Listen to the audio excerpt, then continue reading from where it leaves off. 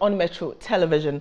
My name is Bridget Otu. On One, we engage personalities on some of the topical stories or the personalities themselves who have become topical during the week or the month under review.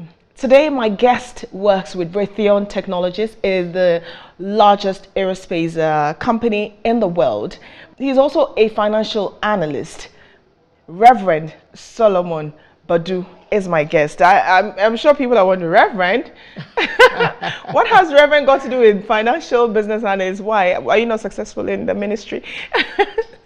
Well, thank you for having me here, Right. Bridget. This is a great show, and thank you for the great work you're doing Right.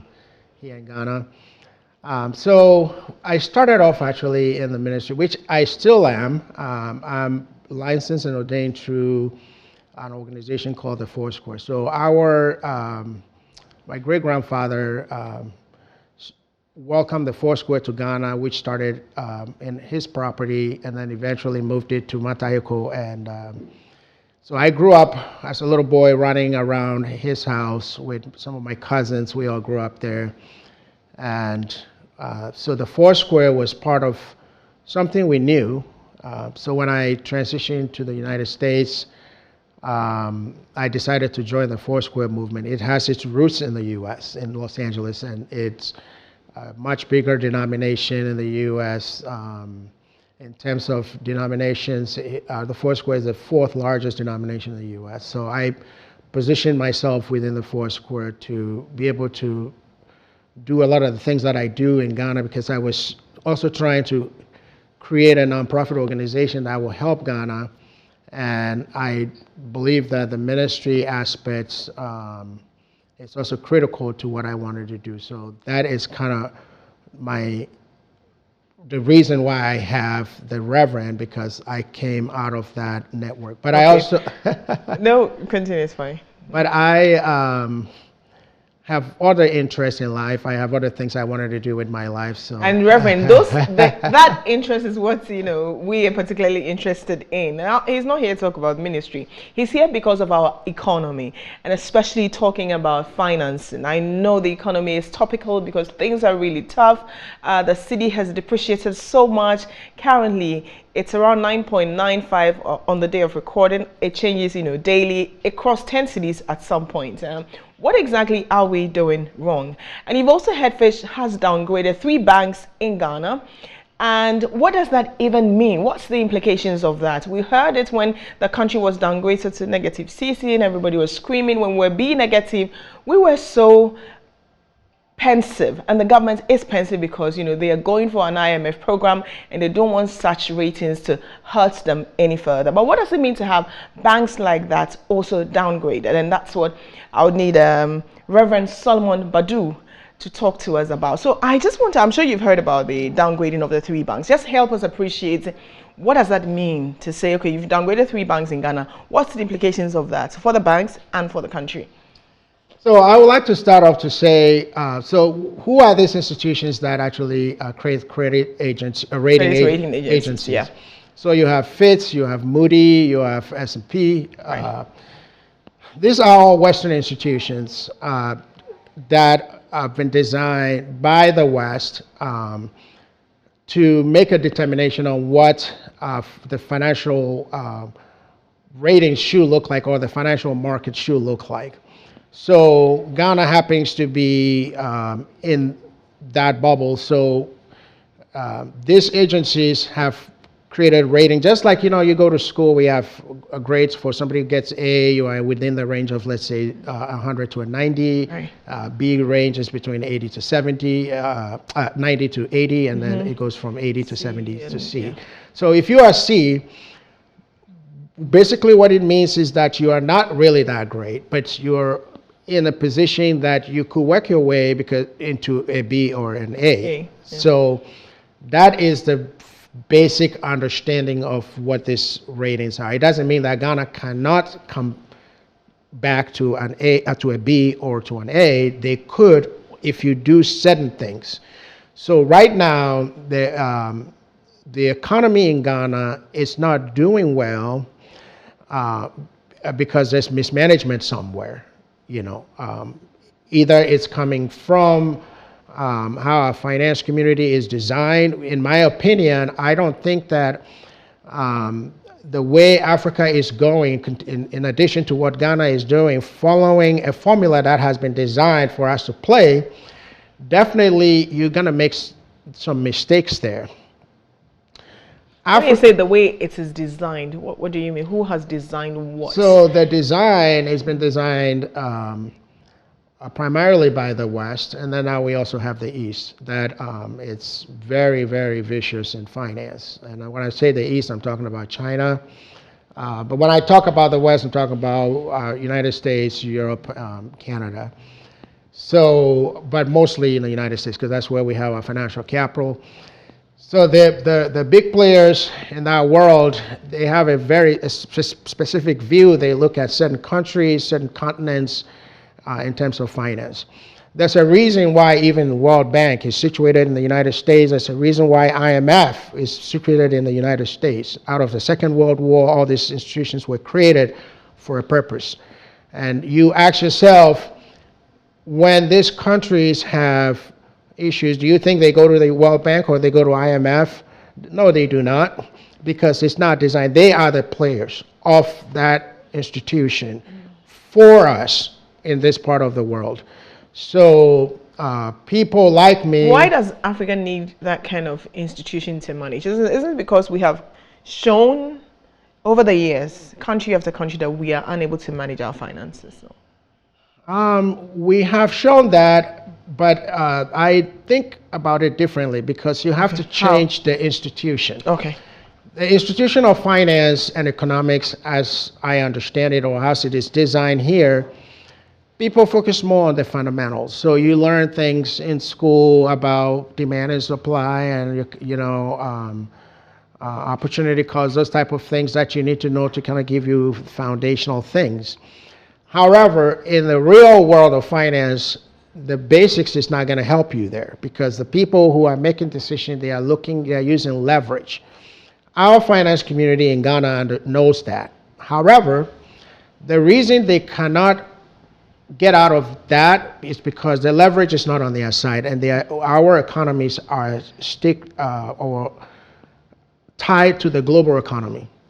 So whatever the big players do affects the little people. So I actually turn to believe that until we fundamentally transform finance in Africa, create an integrated system, because in the United States, I have a nephew, he's 18. He's so excited about the markets. He and we sit down, his name is Trevor. I say, hey, Trevor, you understand anything about the stock market? He said, oh yeah, I'm learning about how to calculate interest rates and how to understand compound interest at 19, because we have a market that excites them. Ghana, for example, there's a stock market here.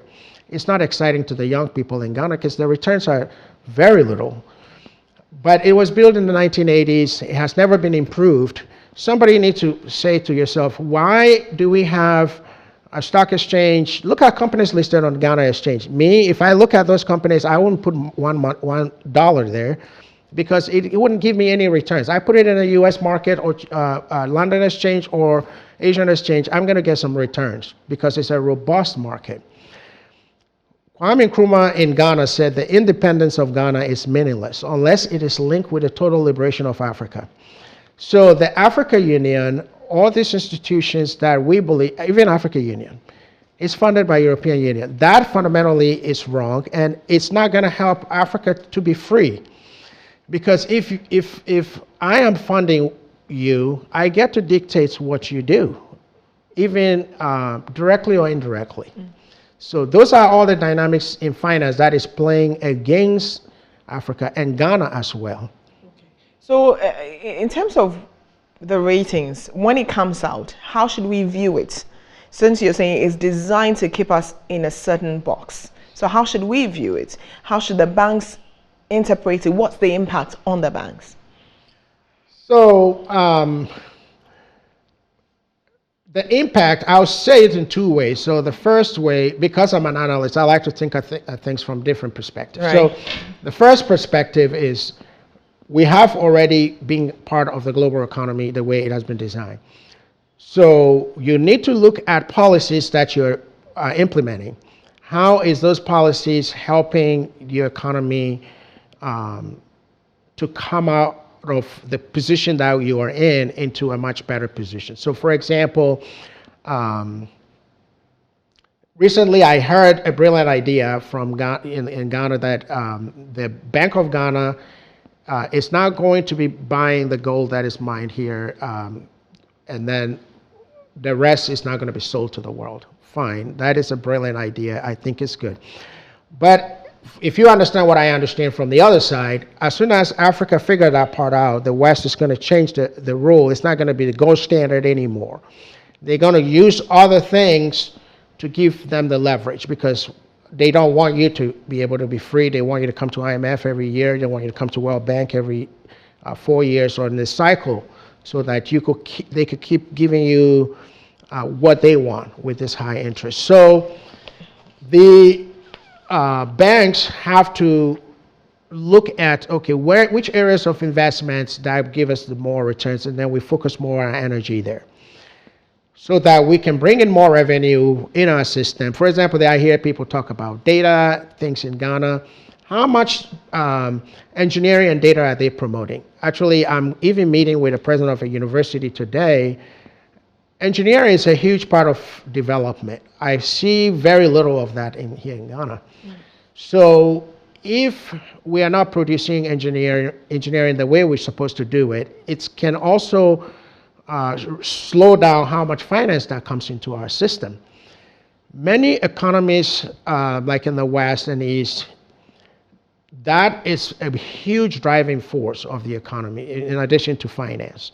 So we need to look at that. That is, are we going to invest money in things that will give us returns? Because if we don't, then we're going to continue to be in C grades and D grades, because the areas that we are looking for revenue generation is not sufficient enough to be able to pay our debt. Because when you get a bond... In those areas, you mean gold, cocoa? Yes, what? And the things that through specialization, Ghana is positioned to export.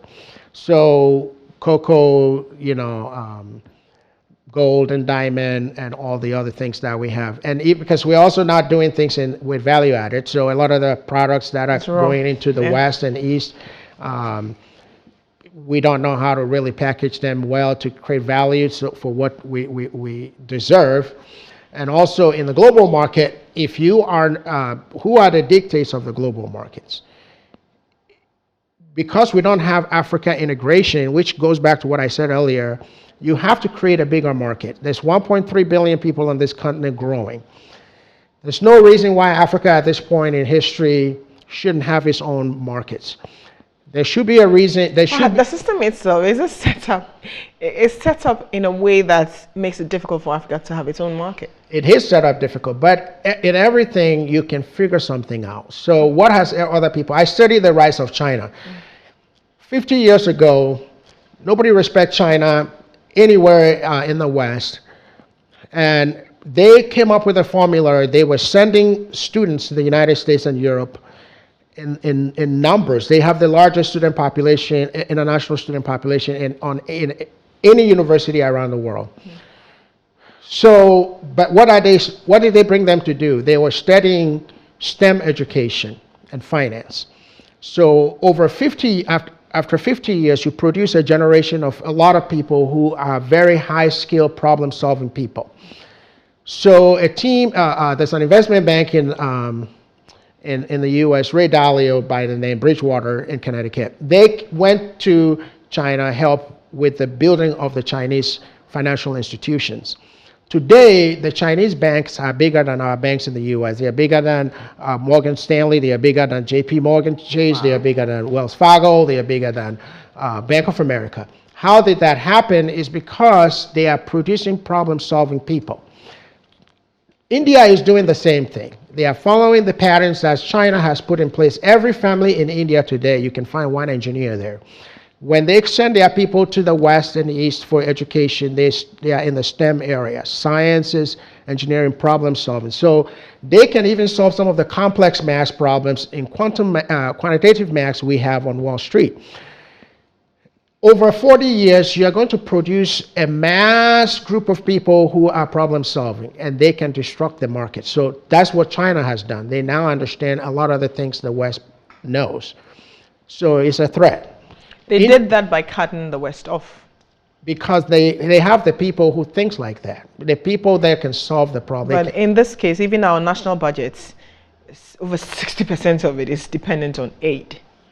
So that's a problem. So that is why Africa or Ghana, we need to have a redefinition of things. We have to go back to what Nkrumah has said. I believe it's time people need to look at those things seriously. It's not just a statement that you just recite every year. Nkrumah said, after all, the black man is capable of doing things for himself. Why? Why did he say that? Because we have the brains, we have to be just channeled into the right things. Focus on the right type of education, created a system of integration. So for example,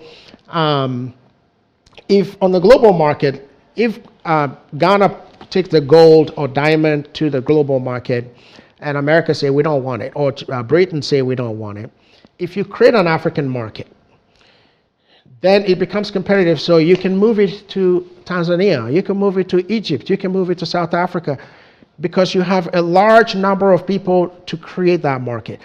Same thing even with financial market, which is the exchange. You have all these 56 countries in Africa that have very weak exchanges. Nobody care about trading in them. You bring them together to make one market, create a market within that. You pick all these big corporations, Dangote, Masasewa, all these rich Africans, somebody needs to bring them together, create a market for their products on African exchange.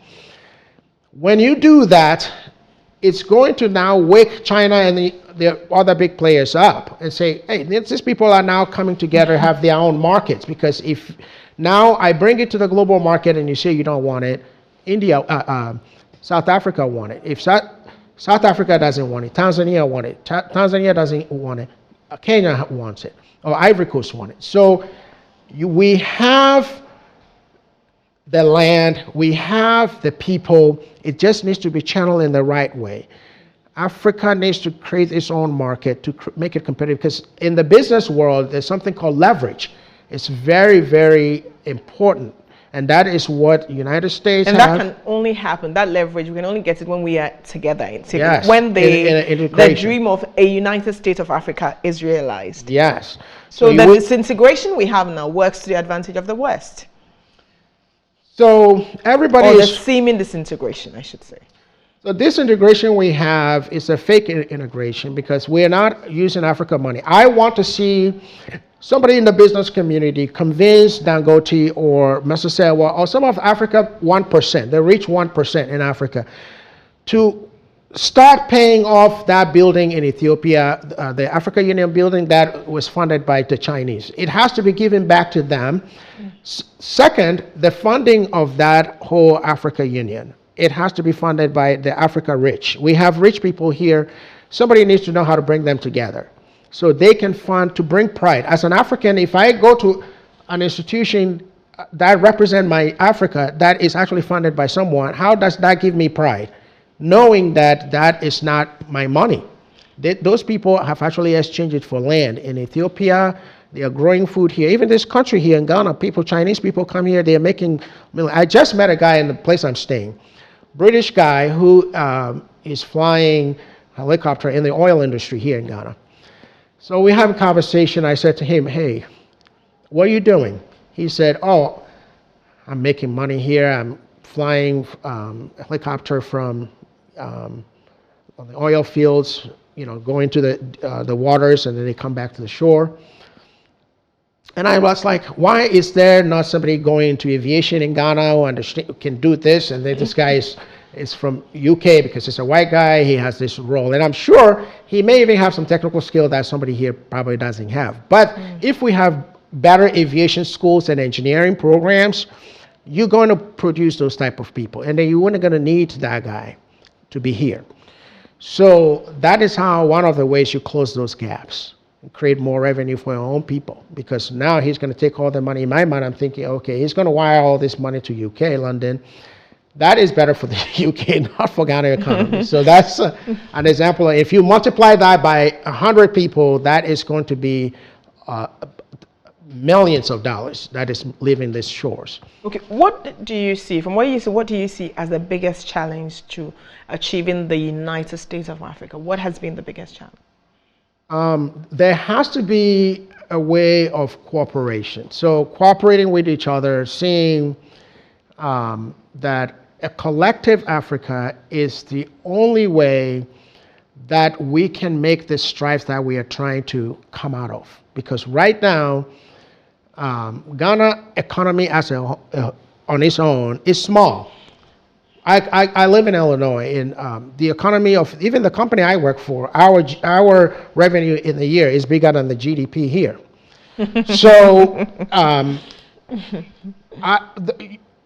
you need to bring the Africa integration to create a much larger pool.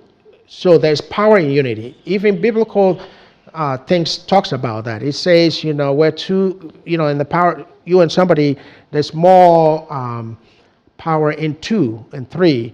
It says even a 3-full cord is not easily broken. So we need people who can think along that lines, that we are not strong just by ourselves. We are strong when we have unity with others, or we can come together with other people.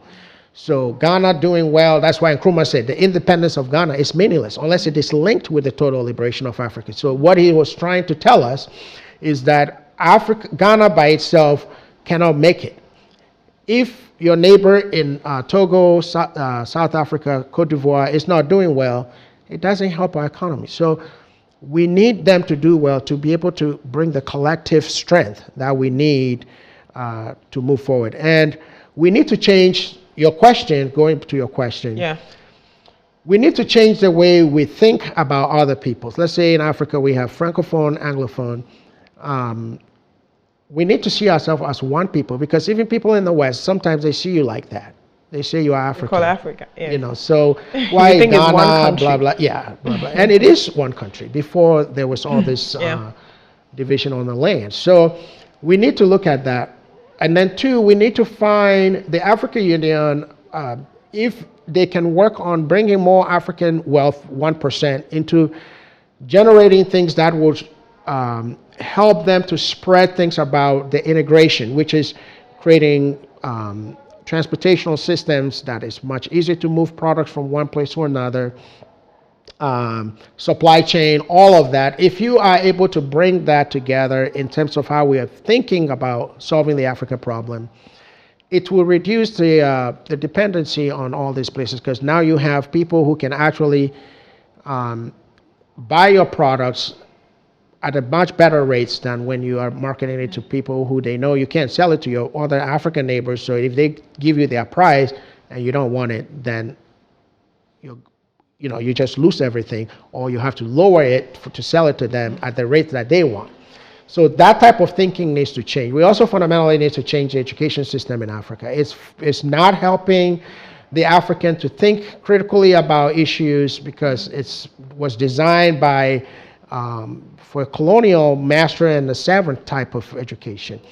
So we need to fundamentally create a system of critical thinking skills in every discipline, so people who come out of school can be very critical about situations, thinking about them, and problem solving from K1 through 12 level, even into the university. You don't need to go to university to now learn how to solve problems. You can start it at a very young age if it's all embedded in the curriculums that you have been raised to think about, rather than learning textbooks, formulas only. So I think that is one of the things that Africa needs to do to move towards the Africa unity, by changing fundamentally the educational structure we have. Okay, and we're going to take our very first break, and after the break, I would want to find out from business and financial analyst, Reverend Solomon BADU. We know what the challenge is, but do we have the leadership to achieve in that? What mistakes is Ghana making in terms of trying to fix its economy? How do we get our city to be stable? Government says it is injecting $2 billion. It's not the first time. We've had successive governments who have injected billions of dollars or millions of dollars into the economy, and the city will still rise, and the city will still fall, and the dollar would rise. We'll be right back to talk to Reverend BADU. Stay with us.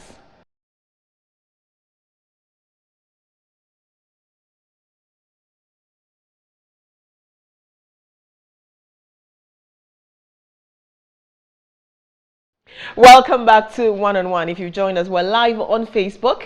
It's at Metro TV Ghana. On Twitter, it's at Metro TV GH. And you can use the hashtag One on One, and let's hear your thoughts on the conversation on Ghana, our economy, the ratings with respect to the banks, and where we are, and our big goal of achieving the United States of Africa. Question is, do we have the leadership on the continent? And then we'll talk about Ghana and where we are. Do we have the leadership? I think because you're talking about the Thomas Sankara kind of leadership. You're talking about the Kwame Nkrumah type of leadership. Do you see that, and where? Tell me.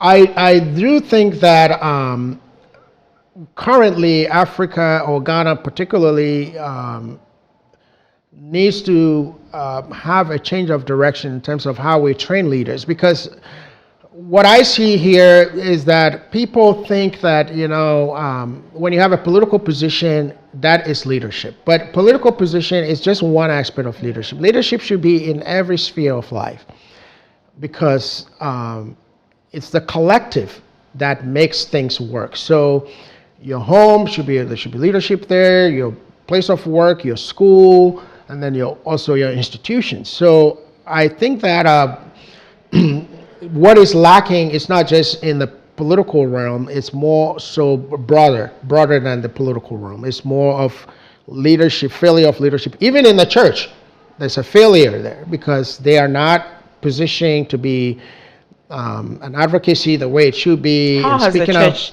failed in helping raise the kind of leaders that we need to make the change that we want to see? With the church in particular, I don't think that most of our people, and I including myself, because I grew up in that world, we are not trained properly. So there's no proper training. How? Because the type of education you received that will help somebody to be able to solve problems is not there. So people are raised to only understand which is the mandate of the church, probably, is to speak the gospel, which is fine. That's what our primary purpose is. However, when people have problems, you should be able to be all-rounded to be able to solve problems. And if you can't solve problems, it brings a deficiency, and people begin to wonder, where else do we want to go? But also the church assumes that they can solve all problems when you're not really equipped to solve it. So we need to fundamentally... Perhaps they can solve it with prayer. That's fundamentally what they do. Well, I believe in prayer. I'm a prayer person. I pray a lot, but I know that in order for you to do certain things, it requires you to have certain right skill set. So I don't go to see somebody to talk to them when I know they don't have the right skill set to help me solve that problem to move on to the next thing. So those are the type of things we need to help people to understand. If you fundamentally transform education, that will rub off on all of this. So we are producing people who are problem solvers, both in ministry, both in corporate world, both in public world. That is when I talk about transforming education, that's what I mean. So it has to be rooted in what you're studying. How are you preparing? What kind of curriculum you're studying? Is it just reading information and just going out, or are we creating a system where people can critically question things, can critically look at something and say, why is this thing there? So finance, for example. I come to Africa every year. I talk to people in the finance community. They are still caught up in the old mindset.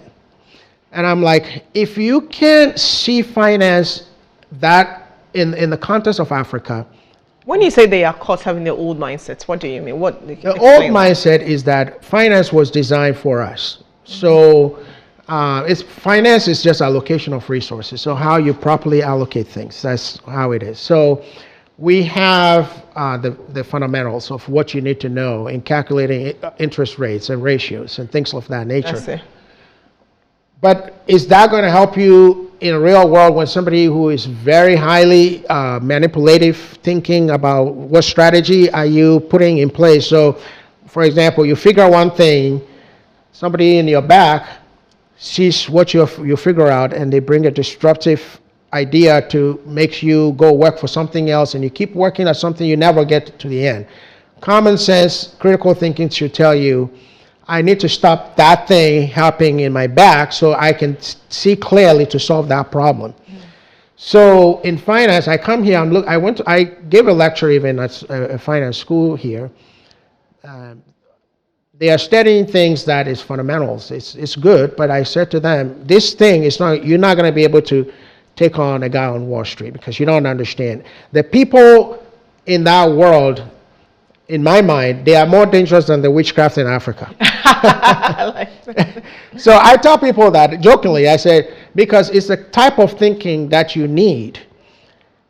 And it's not that people don't have the brains to, it's just because of the type of education. You have to change it. It's now telling people, okay, this is how you prepare. You get the fundamentals, but also look at what is China doing?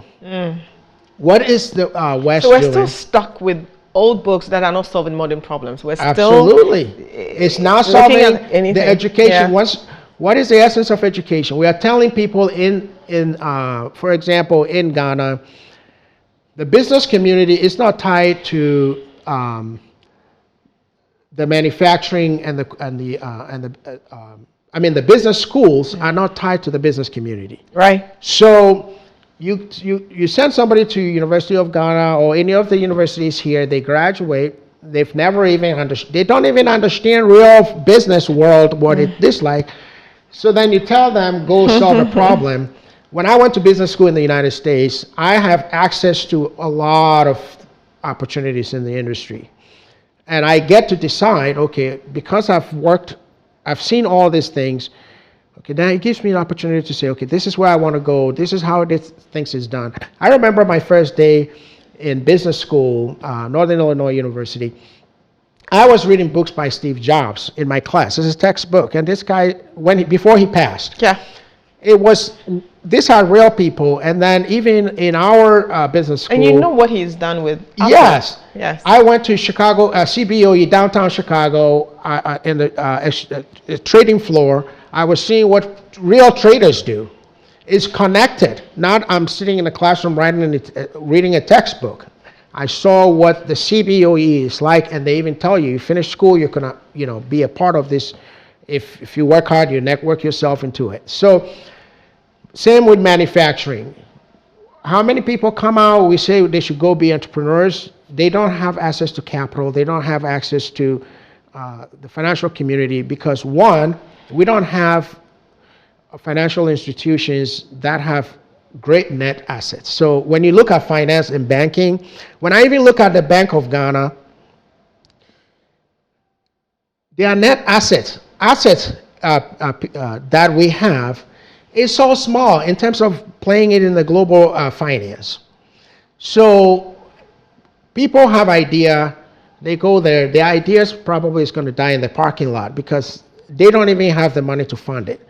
So Africa, we're the only one that you've probably heard about something called microfinance. Yes, microfinance, yes. You think people in the United States or China, they play microfinance? It's a game so I talk to intelligent finance community people and they say, oh, this is where Africa is, so it's good enough.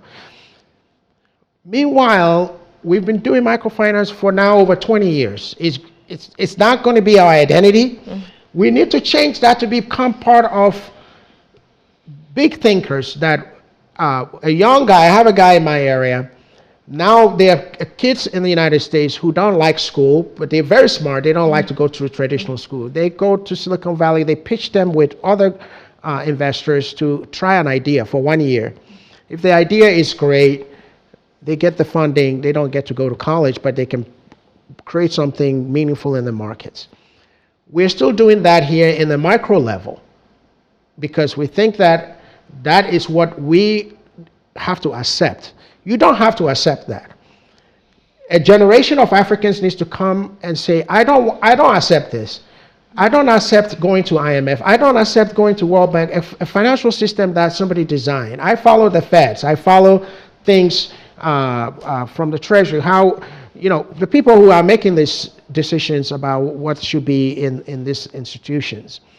Africa should, or Ghana should say to themselves, let's find a way to integrate our finance with Nigeria, with Togo, with Benin, with South Africa, with the rest of Africa, so that we can create a competition. Okay. If somebody say, for example, I don't want your product again, you have enough in your 1.3. Okay, so the point you make about not linking, being unable to link what we're learning in the classroom to what's happening in the real world. I mean, that point was actually articulated by the Professor Kaufman, the quiz mistress of National Science and Maths quiz, where the winners of the show, who are the most talented, the most brilliant boys, who traveled abroad and could not practice, could not implement anything they had been taught, because they knew it theoretically. They could not identify or even fix it, but if you gave them the theory, they can just solve it. And it was pathetic and sad to listen to her say that, and that's the biggest problem. So it means that we don't, essentially you're saying that we don't have the leadership at the moment. Yeah, we don't. So not even Rwanda with Kigali, with what's his name? Sorry, Paul Kagame. Paul Kagame. Yeah. So in the US, they teach you concepts, which is better than chew and pour. So I didn't know that. I grew up here in this culture. I going through O-level, A-level stuff. We're doing chew and pour in classrooms.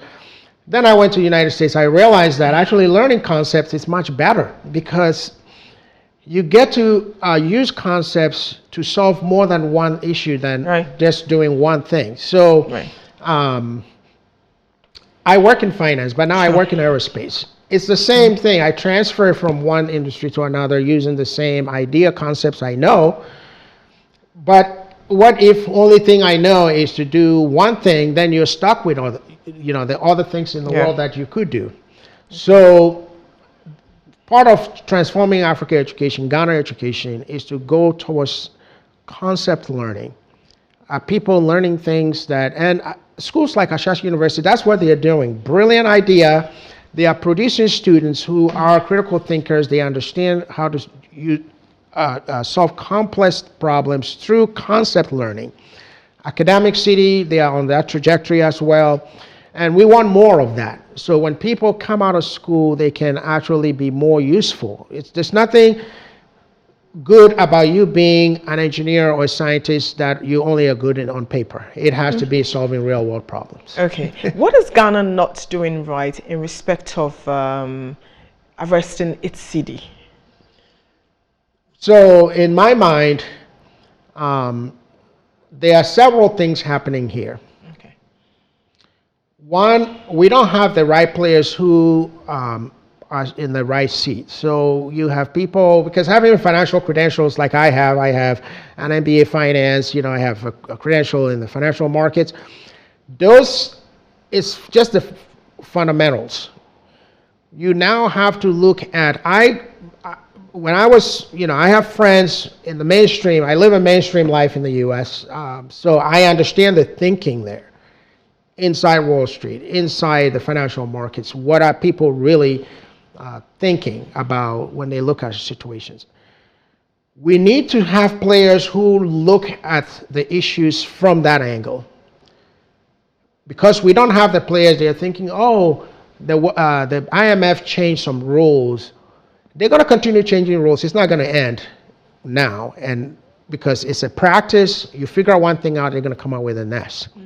Because it's not just, because it's part of who becomes the controller of the world. So it's a big deal for people. People want to, that's what is happening even between the two United States and China. Because the Chinese want to change everything. Now they figure out a lot of things the West knows in the markets. We need to start having the right players on the team. Just don't put somebody together because they have a degree. It's important to have a degree, fine, but also people who understand what the other people are thinking. So you create the policies around that. That way you can change what is happening to you. So, for example, where Ghana, you're getting to $1 billion loan Right. into the economy. Which part of the economy are you going to put that money? It's very important because To stabilize the city, yeah. I mentioned yes, because so we've had that over and over again, and it's never brought like any sustained stability. because there's misallocation of resource. They don't understand, okay, which area are we going to put the money that will give us the most return? So you need finance community or teams that are thinking along those lines that, okay, if we put it here, let's say in tourism, for example, I've heard a few things there, but how much is there that will generate more money into the economy, like they're talking about data?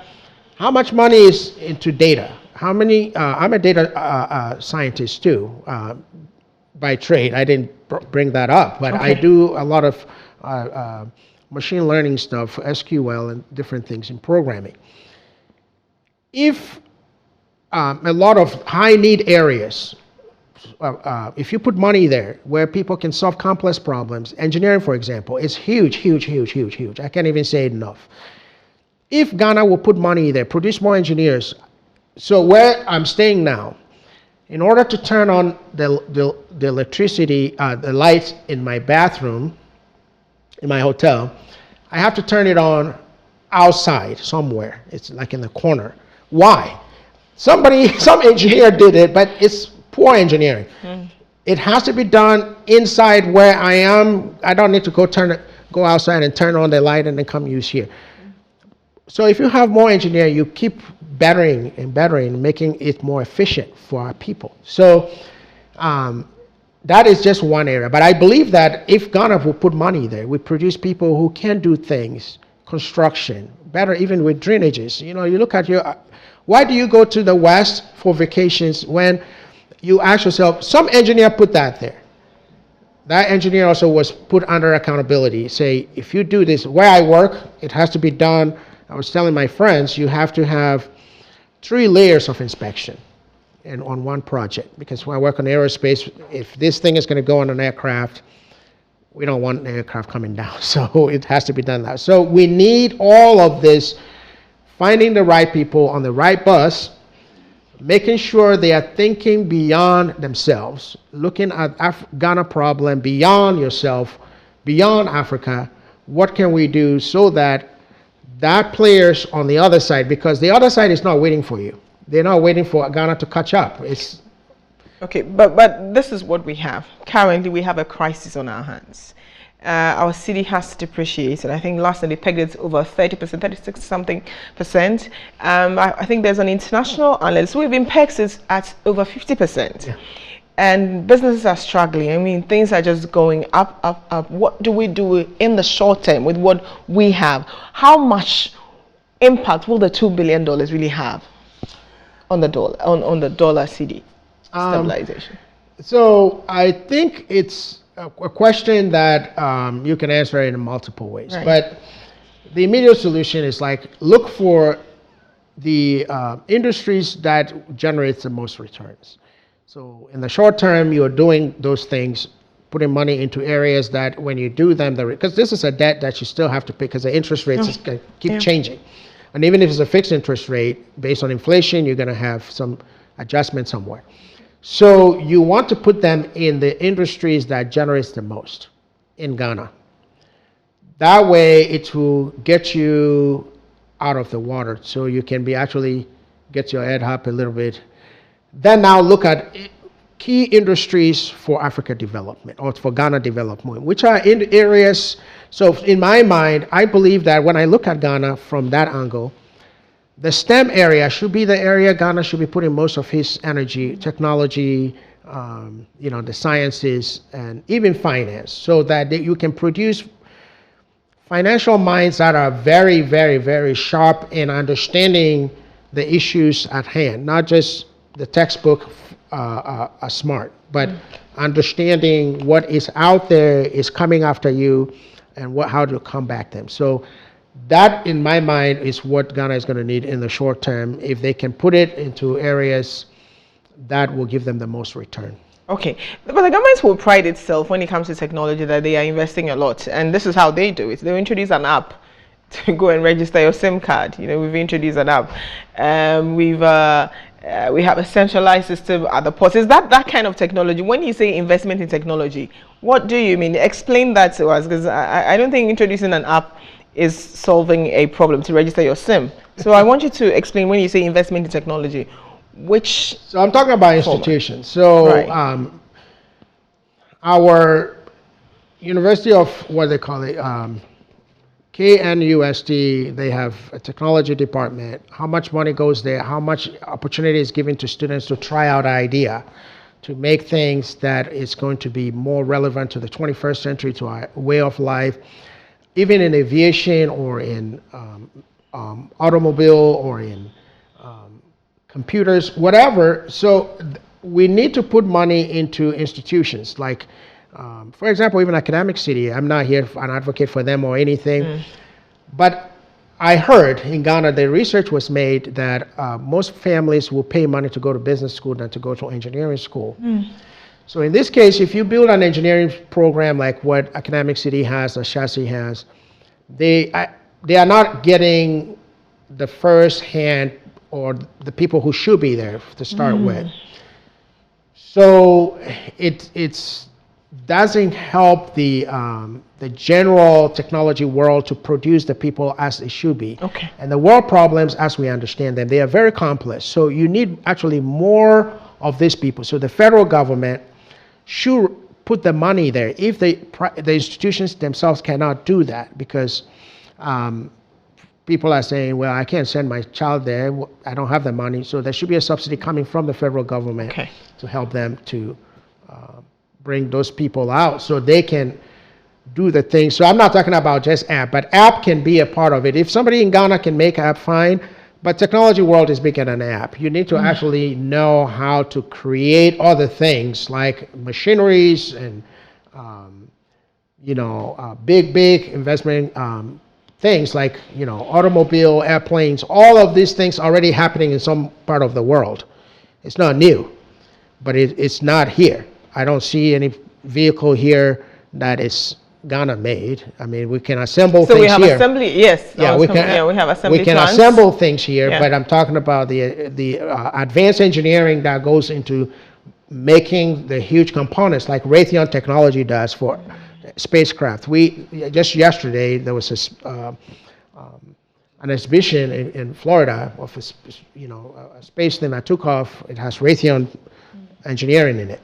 So those are things we're talking about. Let's create institutions that could make those type of things in addition to the assembling of things as well. Okay. So our information minister tweeted days ago that if you're holding on to your dollars, please sell it or use it, because we're going to pump 2 billion into the system and the value of the dollar would drop. Does that work? In terms of course, just trying to shake the markets, for people to release it. Does that really work when you hear that or when you see that from government officials, or they are panicking? So in my mind, it's a couple of things happening there. It could be they are panicking because actually I have dollars, so I try to change money, and in the system you meet people who the forex bureaus actually is tied to the regulations, right? And then you have the black market people, they change it for whatever. Yeah. So I know they need the dollars, because if they have it, then it's actually going to help them in their, because in the payments, when you're making interest rate payments, it's all in the dollars. So the conversions affects the country if it's not, the dollar is not stabilized. We don't have enough of it to make the payment. So part of the strategy is maybe the central, I don't know this, but the central bank here can say, hey, tell the people to sell their dollars, so that way that comes to them, they can make their payments. Fine, great idea. However, the problem in Africa, or Ghana particularly, is bigger than the short term. So in as much as they want to solve short-term problems, they need to look at the long-term approach. When I was here about 6 months ago in February, I talk about some 3 things Singapore is doing to help the economy, because Ghana was at one point with them, this whole Singapore people. Yes. But look at where they are now. They have grown and the economy better than us, because they use a formula, something called MPA, and it's not Masters in Public Health or Public Administration, Right. but they use meritocracy. You have to have right people with right skills in the right place to do the right thing. What has been the biggest challenge to getting the right people to doing the right things in the right place? Because Is it the lack of political will? Yeah. Is it lack of, the sheer understanding and appreciation of what their impact will be, on the country? yes, because people are more caught up in me, myself, and I, what I want for my family, and all of that. Yeah. So the selfishness, the greed comes in, and it's destroy the idea of looking for your best people and putting them in the right position. So, but that is what Singapore has done. Meritocracy, they make sure that they have the right people in the right places. Then they also have very pragmatic leaders who are very pragmatic in terms of taking decisions, understanding what is happening, looking at things from multiple angles, and making sure that the best decision is made for the best interest of the collective, not individual. Reverend Solomon BADU, I want to say a big thank you to you for honoring our invitation and coming on one-on-one. I've absolutely enjoyed the conversation. Yes, and to you at home, thank you for watching. My name is Bridget Otu. I hope you learned a lot. I learned so much. And those that we have voted for and are in power, he gave some very useful, pragmatic solutions to the problems that confronting the country. It's not beyond us. If we have the right people in the right places, we can achieve it. And if we can link the schools to the realities, to the needs on the market, we will be able to achieve it. We need the political will and the right investment to make that happen. He already mentioned schools like Ashesi University, who are beginning to change the thinking and the way we do things, hoping to produce students who are not just of quality in terms of the way they speak, but are, like he said, problem-solving students. That's what we're looking for. My name is Bridget Osu. Thank you very much for joining us. See you next week.